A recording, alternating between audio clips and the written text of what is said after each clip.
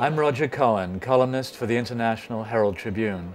I recently hosted Bernard Kouchner, the French foreign minister, for an ADI IHT forum, the first of a series that will examine global affairs in a spirit of open, freewheeling debate. Kouchner, a longtime friend of America, focused immediately on US power and influence in the world, declaring that the magic is over and it will never be as it was before. American prestige is compromised, he suggested. A period of hyperpower is over. Je pense que la magie est terminée. L'hyperpuissance n'existe plus. The next US president will have to work long and hard to restore it. Still, the US leadership role in spreading democracy remains critical. Europe's role is also important, Kouchner said, and requires a strong European defence force to back its diplomacy and what he called the political project of Europe. That project may one day extend as far as Turkey, he suggested, although he made clear that the French president, Nicolas Sarkozy, still disagrees with him about Turkish membership of the EU. Overall, Kouchner pleaded for recognition of the positive spread of open societies in the world and for dialogue, even as he acknowledged that the threat of terrorism persists.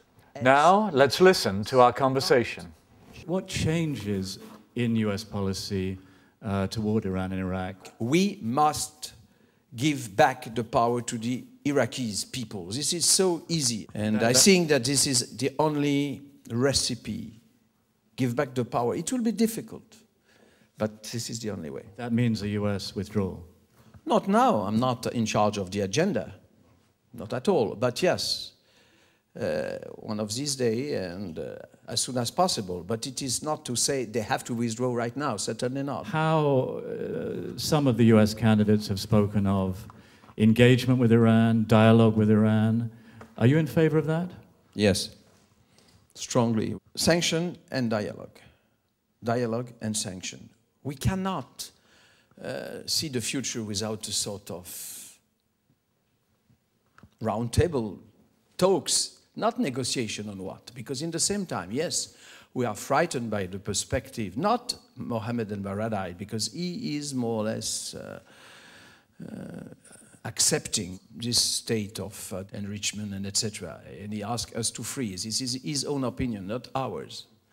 But you listen to the directors in the agency, and they told us last week that this is not for sure that they stop building up a nuclear bomb for a nuclear military power. So we have to be absolutely serious. The Iranian Minister of Foreign Affairs asked the European ministers to start another time talking. Yes, talking about what and with whom?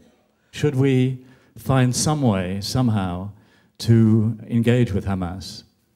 I'm looking at the diplomatic way to say yes. Not us.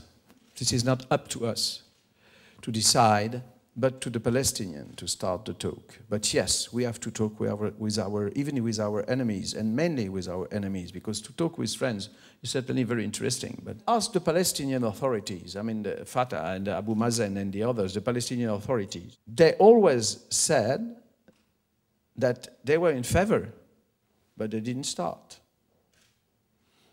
I'm not in charge of the peace talks, but I'm in charge of the Paris conference, the following of the Paris conference. We have to start talking. They have to start talking to each other. But when, I don't know. Honestly, this is not up to me to decide. Bernard Kouchner once said he has never left the barricades.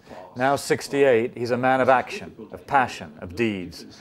Long before humanitarianism became fashionable, he recognized that human dignity, human life, human rights could outweigh sovereign rights defined on maps by impenetrable borders.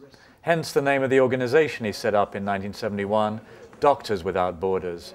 An idealist still, he acknowledged that the exercise of power is a lot tougher than signing petitions. Compromise is inevitable. But, he insisted, idealism should never be abandoned. Kouchner's optimism of the will can look headstrong, but my own view is the world needs it.